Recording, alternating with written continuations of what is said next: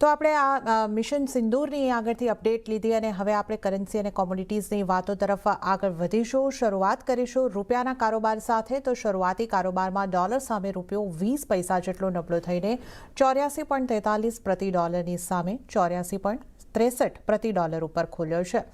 અને ત્યારબાદ આપણે રૂપિયાની ચાલ પર નજર કરી લઈએ તો 84.52ના સ્તર અત્યારે આપણને જોવા મળી રહ્યા છે. તો એક ફ્લેટ ટુ નેગેટિવ કારોબાર રૂપિયાની અંદર જોવા મળી રહ્યો છે. ડોલર ઇન્ડેક્સ 99.49 ઉપર યથાવત છે.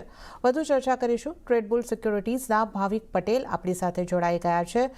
ભાવિકજી, સ્વાગત છે આપનું. Good morning. અને કરન્સીની ચાલને આપ આગળ કઈ રીતે જોઈ રહ્યા છો? થોડી નરમાશ સાથે શરૂઆત થઈ છે.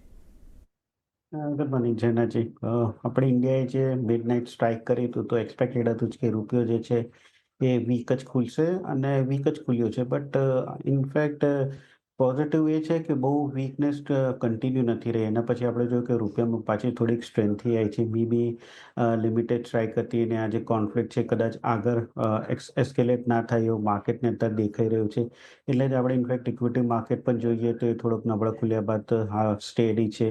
તો આઈ થિંક લાગી રહ્યું છે કે હાલ હમણાં રૂપિયો જે છે મે બી મજબૂત તો નહીં થઈ શકે, બટ પોઝિટિવ એ છે કે હવે વધારે વીકનેસ લાગતું નથી અનલેસ એન્ડ અન્ટિલ કે થોડું વધારે એસ્કેલેશન થાય તો ઓવરઓલ આઈ થિંક ટ્રેન્ડ તો હજી પણ વીક તરફ જ છે. રૂપિયો નબળો તરફ જ થઈ રહ્યો છે. ડિસ્પાઇટ આપણે જોઈ રહ્યા છે કે ઇન્ફ્લોઝ જે છે ઇક્વિટી માર્કેટમાં એ સતત એફઆઈનો વધી રહ્યો છે. બટ આઈ થિંક આ એક ઓવરહેંગ જરૂરથી રહેશે કોન્ફ્લિક્ટનો. તો I think buy on dips strategy રાખવી જોઈએ. કોઈને પણ જેને ટ્રેડ કરવો હોય અરાઉન્ડ 84.40ની આસપાસ 85ના ટાર્ગેટથી 84.20નો સ્ટોપ લોસ રાખી શકાય છે. ઓલરેડી 86-84 સુધીની આપણે એક રેલી જોવા મળી છે. તો હવે લાગી રહ્યું છે કે થોડુંક માર્કેટમાં હવે જે રીતે ન્યૂઝ આવશે ઇન્ડિયા પાકિસ્તાનનું એ રીતે થોડોક રૂપિયો રિએક્ટ કરી શકે છે. તો વોલેટિલિટી પણ એક્સપેક્ટ છે કે આવી શકે છે. પ્લસ સાંજે ફેડની બેઠક છે. ઓલ્ધો એક્સપેક્ટેડ નથી કઈ રેટ કટનું, પણ એમાં પણ ડોલરમાં થોડીક મૂવમેન્ટ આવે તો આપણા રૂપિયામાં આવશે. એટલે 1 થી 2 દિવસ લાગી રહ્યો છે કે વોલેટિલિટી પણ રહેશે અને રૂપિયો સ્લાઇટ વીક રહી શકે છે. ઓકે, તો 1 થી 2 દિવસ વોલેટિલિટી, થોડો વીકનેસ તરફ રૂપિયો આપણને દેખાઈ શકે છે. અને જે રીતે આપણે વાત કરી 85ના ટાર્ગેટ રૂપિયાની અંદર બનતા દેખાઈ શકે છે. હવે આપણે નજર કરી લઈએ ક્રૂડના કારોબાર પર. તો ક્રૂડ ઓઇલમાં નીચલા સ્તરેથી સુધારો આવતા બ્રેન્ટના ભાવ $62 ઉપર પહોંચ્યા છે. નાયમેક્સ ક્રૂડમાં આશરે 0.5% વધુની તેજી સાથે $60 આસપાસ કિંમતો પહોંચવાનો પ્રયાસ કરતી આપણને દેખાઈ રહી છે. અને ઉલ્લેખનીય છે કે યુએસ ચાઇના વચ્ચે ટ્રેડ ટોક આગળ વધતા અને ઓછી સપ્લાયની ચિંતાઓનો સપોર્ટ મળતા પણ ક્રૂડની અંદર તેજી જોવા મળી રહી છે. મંગળવારે 4 વર્ષના નીચલા સ્તરેથી કિંમતોમાં જે રિકવરી જોઈ એ આજે પણ આપણને આગળ વધતી દેખાઈ રહી છે. એમસેક્સ ક્રૂડના સ્તર પર નજર કરી લઈએ. 5054ના સ્તર અહીંયા આગળથી બનતા દેખાઈ રહ્યા છે. તો ક્રૂડમાં ખરીદારી આજે આવતી દેખાઈ રહી છે. ભાવિકજી, ક્રૂડને તમે કઈ રીતે જોઈ રહ્યા છો? ખાસું વોલેટાઇલ આપણને ક્રૂડ થતું દેખાયું છે. હવે એક રિકવરી ગઈકાલે પણ આપણને સારી થતી દેખાય અને આજે કન્ટિન્યુ થઈ રહી છે. કઈ રીતે આપ ક્રૂડમાં સ્તર બનતા જોઈ રહ્યા છો? કઈ રીતની તમારી સલાહ રહેશે? આઈ થિંક ક્રૂડમાં થોડીક લિમિટેડ અપસાઇડ જરૂરથી રહેશે. 2 દિવસ આપણે જો કે સારી એવી રિકવરી પણ જોઈ ઓવરસોલ્ડથી થઈ રહી હતી.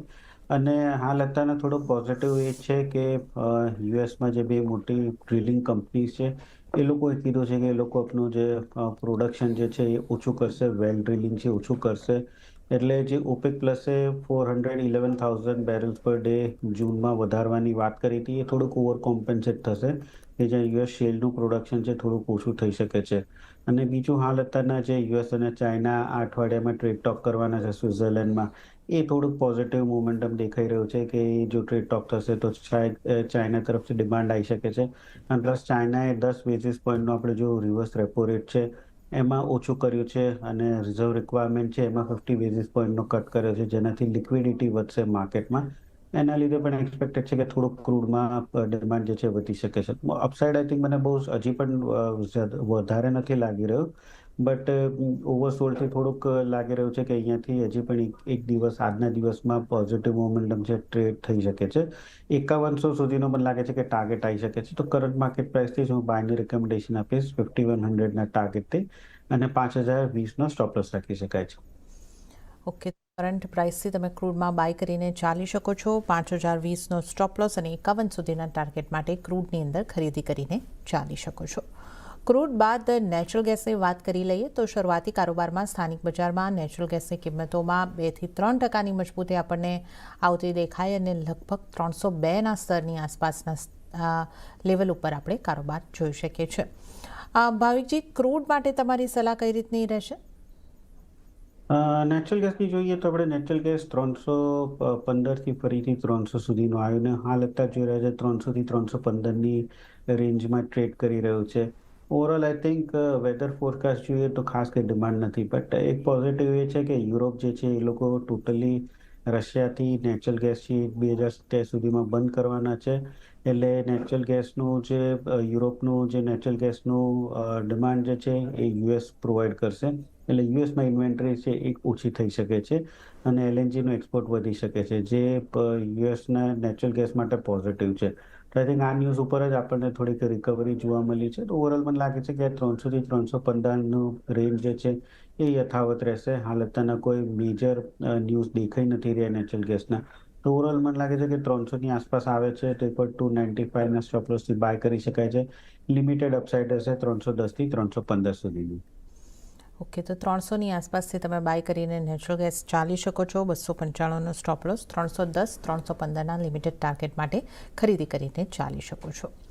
તો આપણે ક્રૂડ અને નેચરલ ગેસની વાત કરીએ અને હાલ સમય થઈ રહ્યો છે એક બ્રેક લેવાનો. લઈશું બ્રેક અને બ્રેક બાદ અન્ય કોમોડિટીઝની ચર્ચા સાથે ભાવિક પટેલ સાથે આ શોમાં આગળ વધીશું.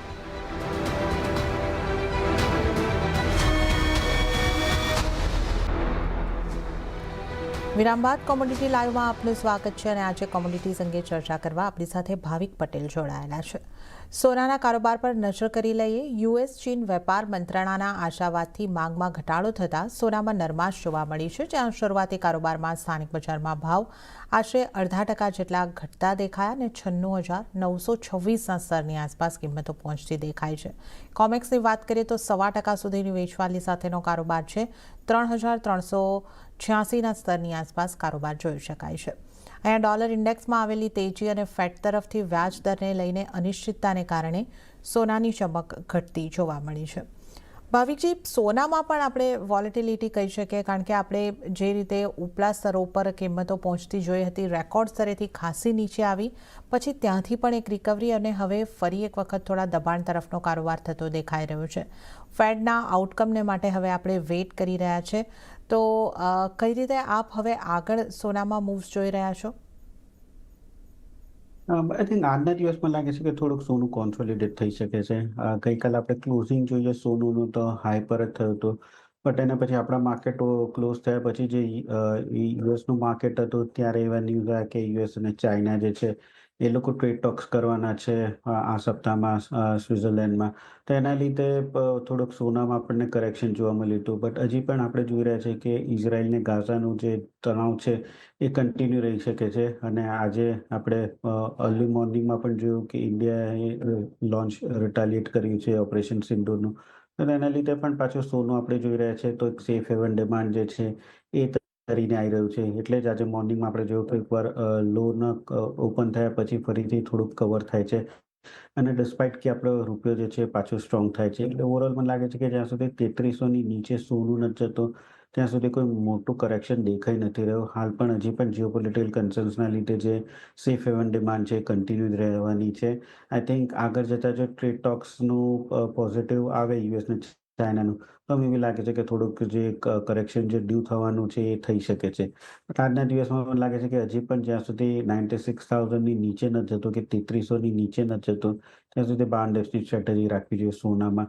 તો અલ્ટિમેટલી ટુડે 96,500ની આસપાસ બાય કરી શકાય છે. 97,000ના ટાર્ગેટથી 96,300નો સ્ટોપ લોસ રાખી શકાય છે. ઓકે, તો અહીંયા આગળથી સોનામાં ખરીદી કરીને ચાલો. 97,000ના ટાર્ગેટ માટે સોનામાં ખરીદી કરીને ચાલવાની સલાહ આજે બનતી દેખાઈ રહી છે. સ્ટોપ લોસ 96,300નો તમારે રાખવાનો રહેશે. તો આપણે સોનાની વાત કરીએ અને હવે ચાંદીની પણ વાત કરી લઈએ તો ચાંદીમાં પણ નરમાશ સાથેનો કારોબાર રહ્યો, જ્યાં વૈશ્વિક બજારમાં 0.5%થી વધુ કિંમતો તૂટીને $32ની રેન્જમાં, પણ સ્થાનિક બજારની વાત કરીએ તો 96,600ની આસપાસના સ્તર જોવા મળી રહ્યા છે. 0.10% દબાણ સ્થાનિક બજારની અંદર દેખાઈ રહ્યું છે. ભાવિકજી, ચાંદી માટે આપની કઈ રીતની સલાહ રહેશે? ચાંદી ફરીથી આપણે ગોલ્ડ સિલ્વર રેશિયો જોઈએ તો પાછું 100 ઉપર આવી ગયો છે. ઇનફેક્ટ સોનું અને ચાંદીનો ભાવ જે લગભગ સેમ થઈ ગયા છે. દેટ મીન્સ કે હજી સોનાની જે પછી સેફ હેવન ડિમાન્ડ છે આવી ચૂકી છે ઇઝરાયલ, ગાઝા અને ઇન્ડિયા પાકિસ્તાનના લીધે. અને ઓવરઓલ ચાઇનામાં જે રીતે એ લોકોએ રેટ કટ કર્યું છે એ રીત મને લાગે છે કે એટલીસ્ટ બેઝ મેટલ્સમાં અને ચાંદી જે છે એમાં થોડુંક સેન્ટિમેન્ટ પોઝિટિવ થઈ શકે છે. હાલના દિવસમાં આઈ થિંક સોનું પોઝિટિવ રહી શકે છે. તો એની પાછળ મને લાગે છે ચાંદીમાં પણ થોડુંક પોઝિટિવ રહી શકે છે. 32-50ની નીચે જો જાય છે ચાંદી તો આઈ થિંક થોડુંક કન્સર્ન રહી શકે છે. અને આપણે MCXમાં જોઈએ તો આઈ થિંક 95,000ની નીચે જાય તો મને લાગે છે કે કરેક્શન આવી શકે છે. ઇન્ટ્રાડે આજે મારે પણ બાય એન્ડ ડિપ્સની સ્ટ્રેટેજી રાખવી સોનાની જેમ 96,000ની આસપાસ બાય કરી શકાય છે 97,200ના ટાર્ગેટથી, અને 95,500નો ચાંદીમાં સ્ટોપ લોસ રાખી શકાય છે. ઓકે, તો ચાંદીમાં પણ ખરીદારી કરવાની જ સલાહ બનતી દેખાઈ રહી છે. 96,000ની આસપાસથી તમે બાય કરીને ચાલો. 97,200ના ટાર્ગેટ ચાંદીની અંદર બનતા દેખાઈ શકે છે. 95,500નો સ્ટોપ લોસ તમારે રાખવાનો રહેશે. તો સોના ચાંદીમાં બાય એન્ડ ડિપની સ્ટ્રેટેજી અપનાવીને ચાલવાની સલાહ બની રહી છે. સોના ચાંદી બાદ મેટલની પણ વાત કરી લઈએ તો શરૂઆતી કારોબારમાં સ્થાનિક બજારમાં કોપર સહિત તમામ મેટલ્સમાં નરમાશ જોવા મળી, જ્યાં સૌથી વધારે વેચવાલી એલ્યુમિનિયમની અંદર દેખાઈ હતી. અને વૈશ્વિક બજારમાં પણ ડોલર ઇન્ડેક્સમાં આવેલી રિકવરીને કારણે બેઝ મેટલ્સમાં નાની રેન્જની અંદર કારોબાર જોવા મળી રહ્યો છે.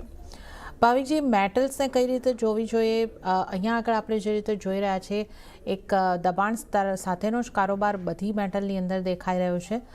મેટલ્સમાં આપની સલાહ કઈ રીતની રહેશે? મેટલ્સમાં આઈ થિંક એલ્યુમિનિયમમાં મને લાગે છે હજી પણ શોર્ટ રાખી શકાય છે. કારણ કે એલ્યુમિનિયમમાં ચાઇનામાં આપણે જોઈએ છે સ્મેલ્ટરનું પ્રોડક્શન છે એ ઘણું રેકોર્ડ પ્રોડક્શન છે. અને આઈ થિંક જ્યાં સુધી ટ્રેડ ટોક્સ થતું નથી અને ટેરિફ ઘટતી નથી ત્યાં સુધી મને લાગે છે હાઈ ટેરિફમાં ડિમાન્ડ જે છે બેઝ મેટલની ખાસ કરીને એલ્યુમિનિયમની એ લો જ રહેવાની છે. એટલે આઈ થિંક એટલે જ આપણે જોઈ રહ્યા છીએ કે બીજી બધી બેઝ મેટલ્સની કમ્પેરિઝનમાં એલ્યુમિનિયમ છે એનો પ્રાઇસીસ વધી નથી રહે. તો આઈ થિંક આ ઓવરહેંગ જરૂરથી છે. ઓલ્ધો ચાઇનાએ રેટ કટ કર્યું છે, રિવર્સ રેપો રેટ કટ કર્યું છે 10 બેઝિસ, અને રિઝર્વ રિક્વાયરમેન્ટ છે એ ઓછું કર્યું છે લિક્વિડિટી બૂસ્ટ કરવા માટે. બટ એ ઇકોનોમીમાં આવતા આઈ થિંક 2 થી 3 મહિના લાગશે. એટલે ઓવરઓલ બાકી બેઝ મેટલ્સમાં એલ્યુમિનિયમ જે છે મને ઘણી વીક દેખાઈ રહી છે. તો એમાં હું શોર્ટ કરવાની સલાહ આપીશ 231ની આસપાસ 228ના ટાર્ગેટથી, અને 233નો સ્ટોપ લોસ રાખી શકાય છે.